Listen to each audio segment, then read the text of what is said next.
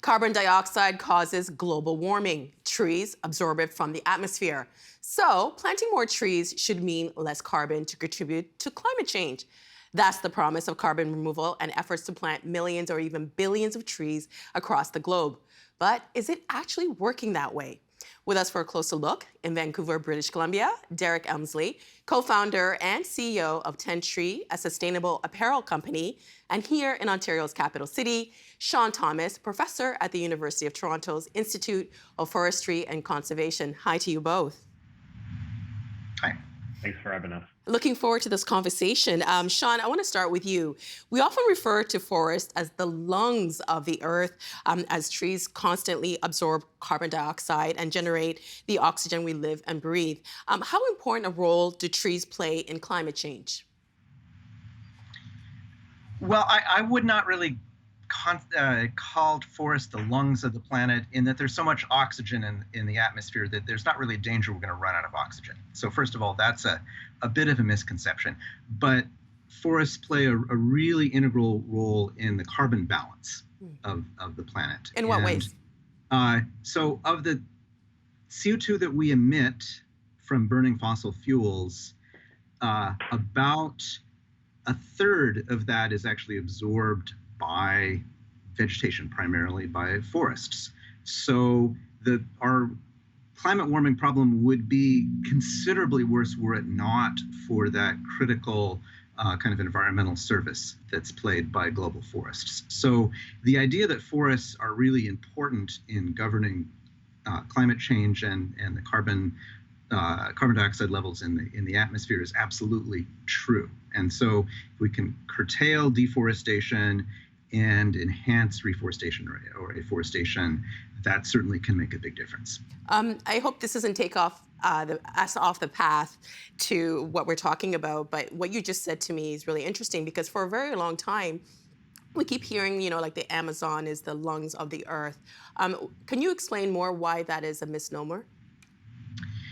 Well, there's 21% of the atmosphere is oxygen. Mm-hmm. So there is this very small addition of oxygen due to plant photosynthesis to the atmosphere, but it's so small that it's very difficult to measure, right? It's on the order of 1,000%. So fortunately, it's not a problem of running out of oxygen.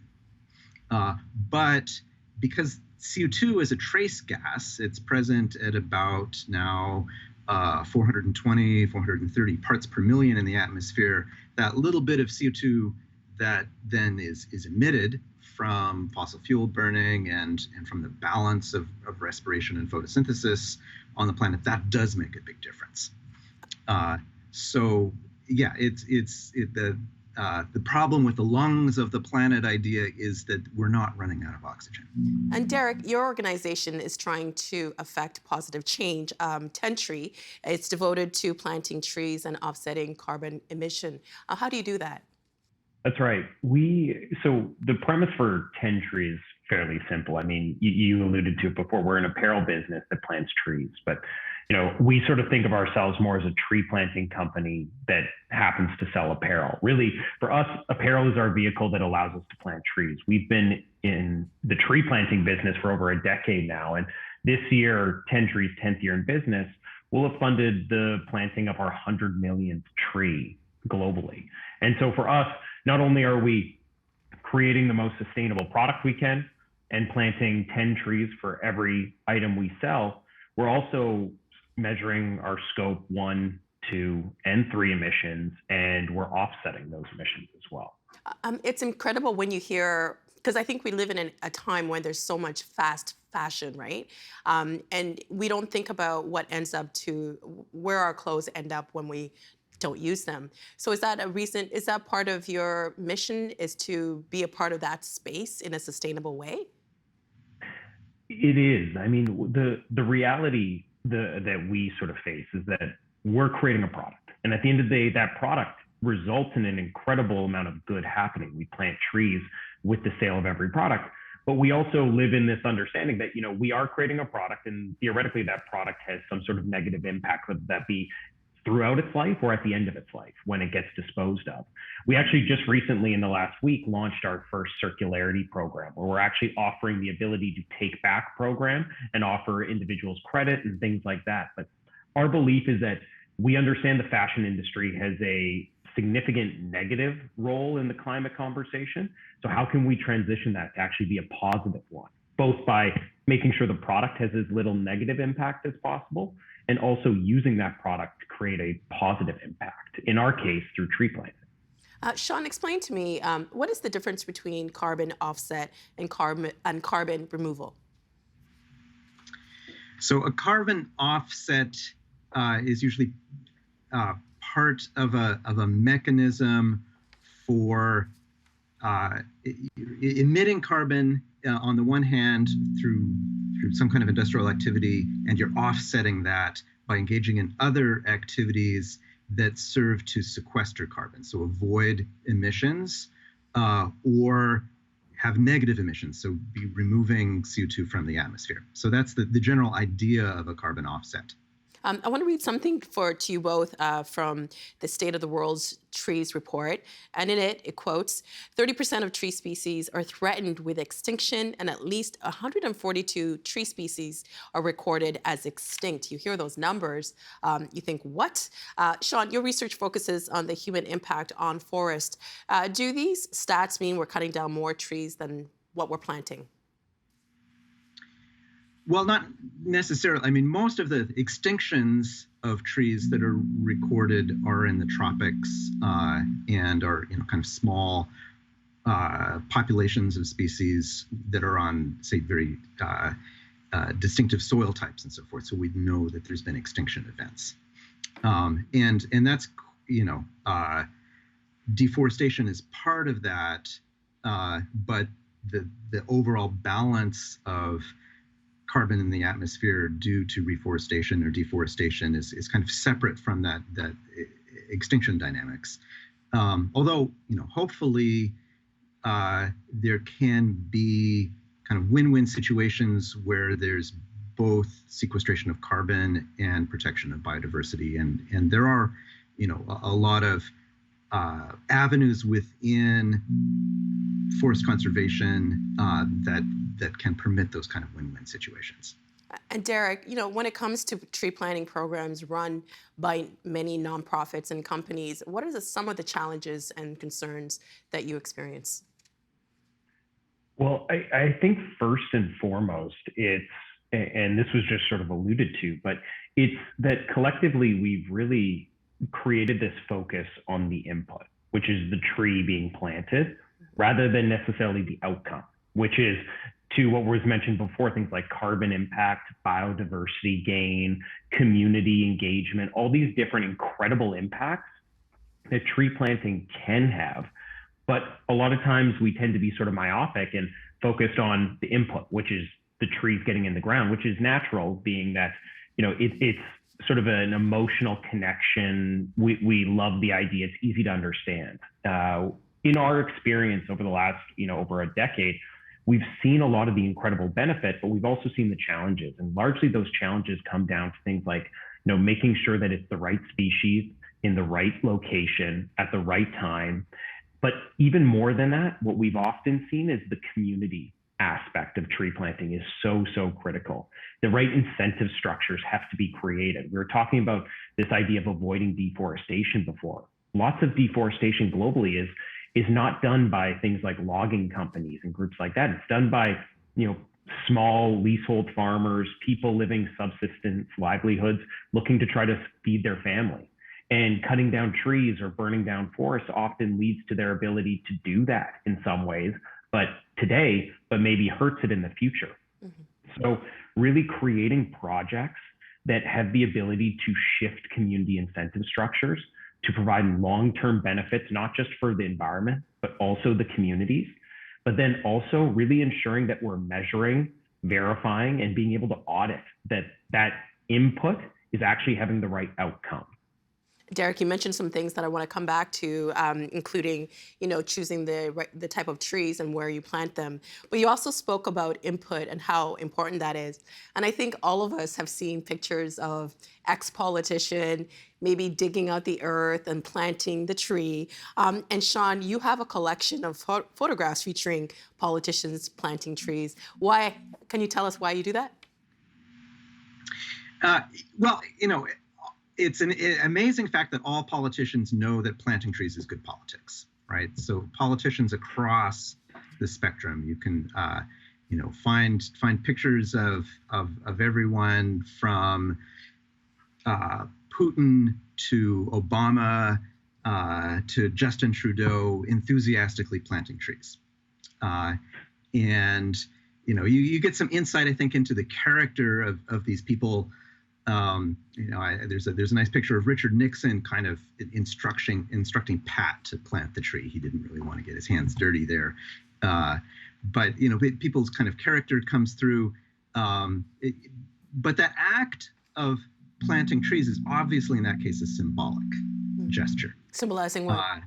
And it's a gesture that whatever they're planting something for the future, right? It's maybe symbolic of sustainability in general, but it's not a very good instruction on how to plant a tree, right? The details are not there. It's kind of a shovel with some dirt, and somebody else has created the hole and ensured that the soil is the right soil, ensured hopefully that the tree is the right tree for the right place, and it omits all of the necessary follow-up, right, with those trees. So it's in tree planting on a large scale. It's not the act of planting where there's usually failure, right? It's the follow-up and the planning, ensuring that the stock is high quality, ensuring that the soil is good, ensuring that there's pruning and so forth that are needed in a lot of cases, and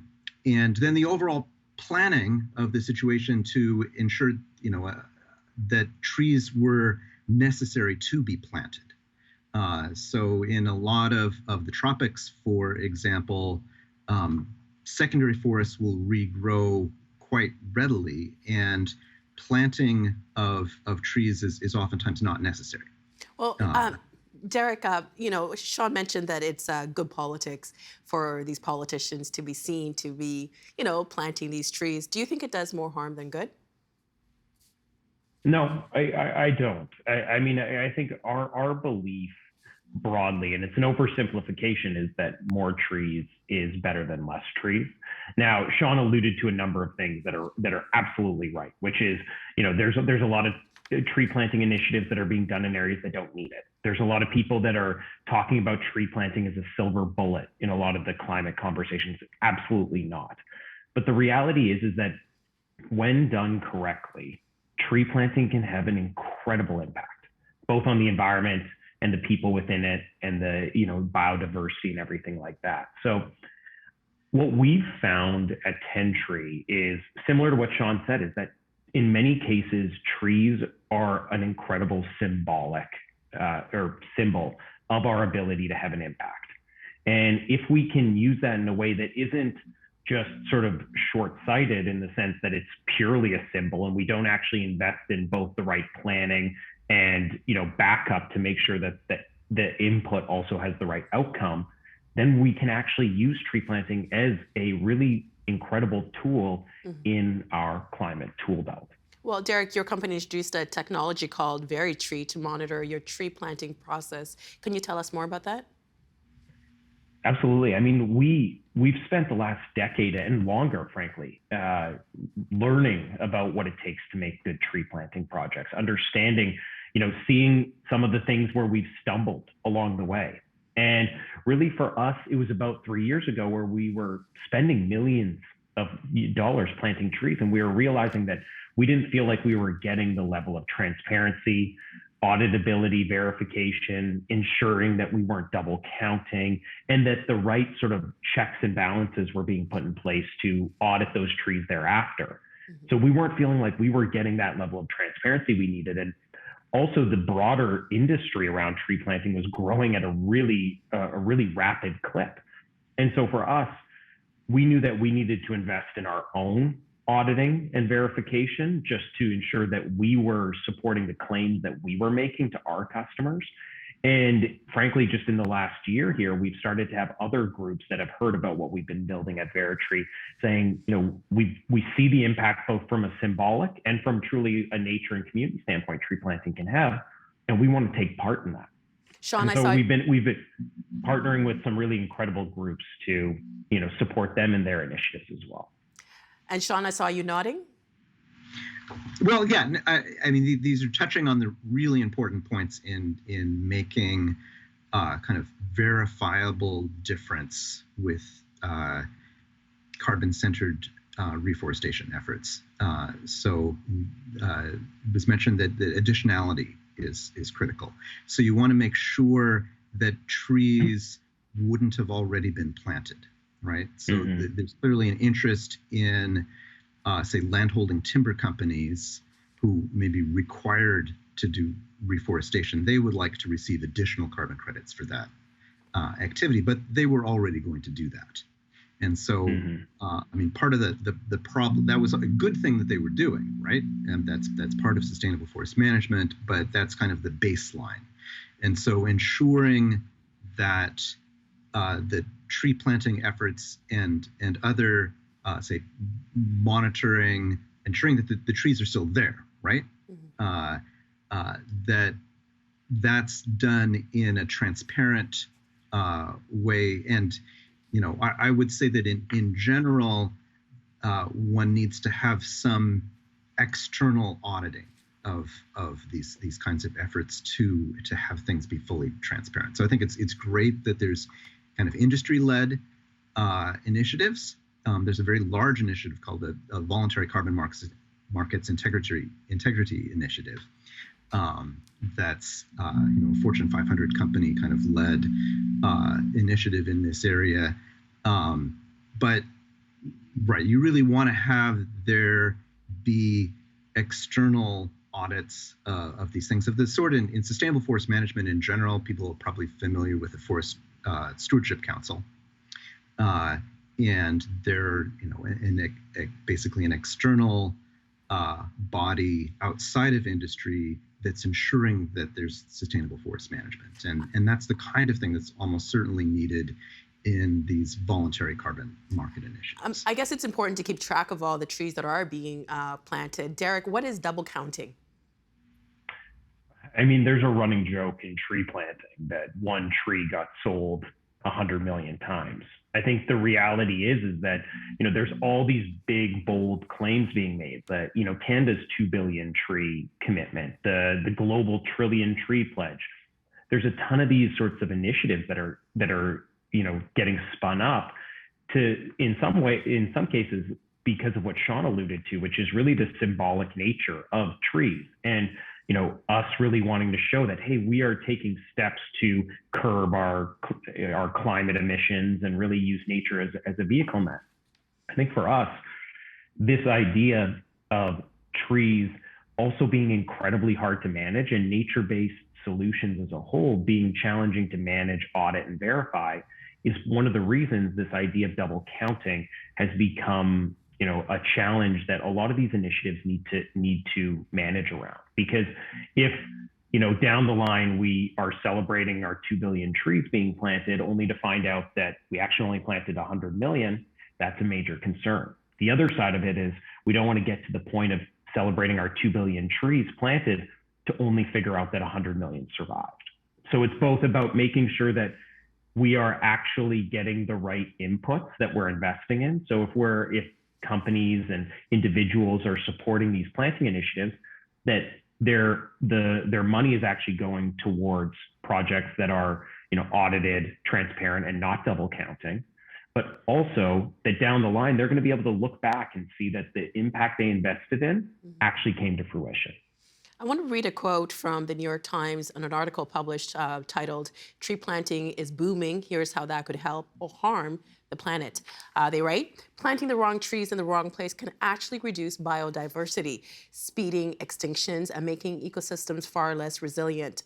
Companies and countries are increasingly investing in tree planting that carpets large areas with commercial, non-native species in the name of fighting climate change. These trees sock away carbon but provide little support to the webs of life that once thrived in those areas. Sean, you hear that and you think what? Well, this, it's certainly the case that timber companies know that there's the kind of technology is there for planting a handful of very well-known species very efficiently. So pines, eucalyptus, in Canada, say one thinks of things like Douglas fir, trees that are kind of the mainstays of the global timber market. And if you want to plant a more diverse assemblage of trees, there's oftentimes a kind of technology gap, right? So we don't know necessarily how to cultivate those, how to have efficient nursery operations that can produce millions of seedlings for that kind of diversity of species. And so there's a need for further research input on doing a better job of being able to support the diversity that's needed, but then also being savvy in looking at these initiatives to ensure that this is really additional, right? That this is an initiative that's wouldn't already being done for timber production purposes.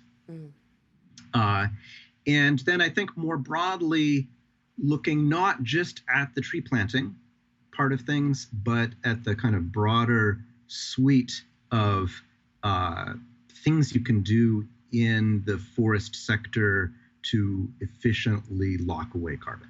And Derek, Derek, I wanted to get your viewpoint and part of what was said in that quote. What does planting the right trees at the right place under the right condition mean to you?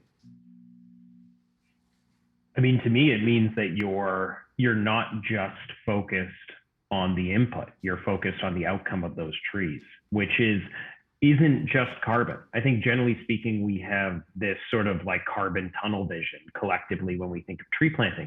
But when done correctly, which means it's not monoculture, which means it's not some species that shouldn't be there in the first place, which means you're thinking of sustainable forest stewardship and what that means when you're actually planting this forest, not just planting trees.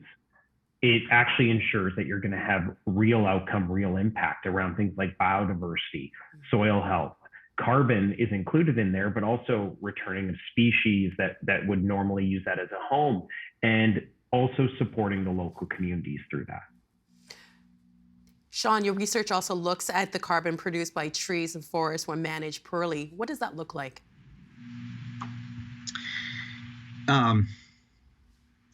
Yeah, well, you can find lots of examples of the wrong trees in the wrong place. Give us an example.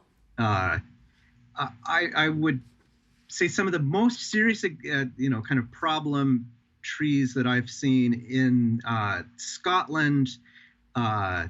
There's Sitka spruce is grown very widely, and there's a problem of degradation of peat formations that's associated with this. So peat, right, is kind of non-decomposed organic matter that builds up through time. There's gigantic stocks of carbon in peat. There's more carbon in peat than there is in the atmosphere. And so if you're disturbing those peat layers through drainage and so forth, then there can be much more carbon that's emitted from the peat than there would be taken up by the trees.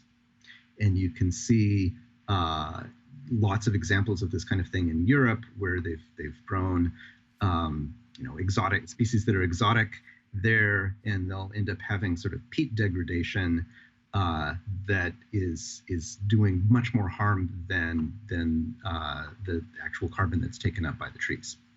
And that's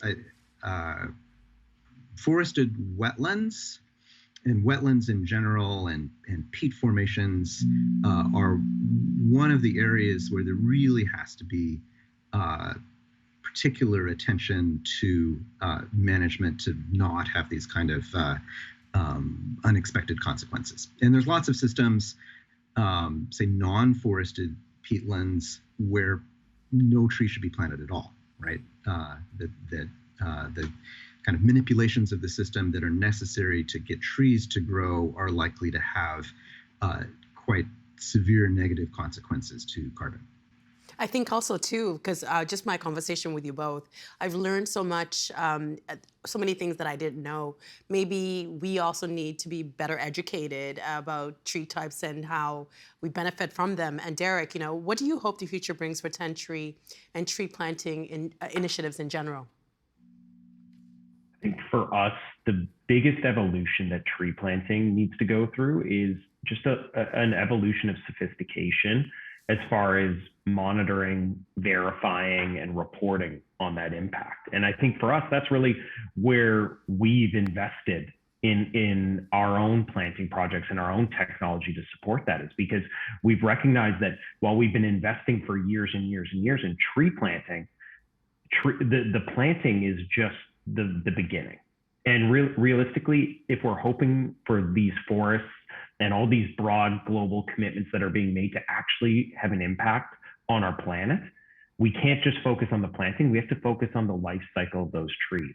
And in order to do that, we need good data, we need good systems and processes, and we need an ability to collect that, monitor it, and frankly, report on it in the end. So I think for us, what we're excited about is the evolution and frankly, the kind of maturation of this industry to make sure that it actually has the intended outcome that it can, so that it can play a critical role in our global decarbonization efforts.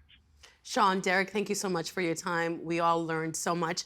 I think a lot of people want to participate in leaving the world in a better way than we found it. So this is a good way for us to start. Thank you so much for your insights. We appreciate it. Thanks for having us. Thank you for having us on. The Agenda in the Summer with Nam Kiwanuka is made possible through generous philanthropic contributions from viewers like you. Thank you for supporting TVO's journalism.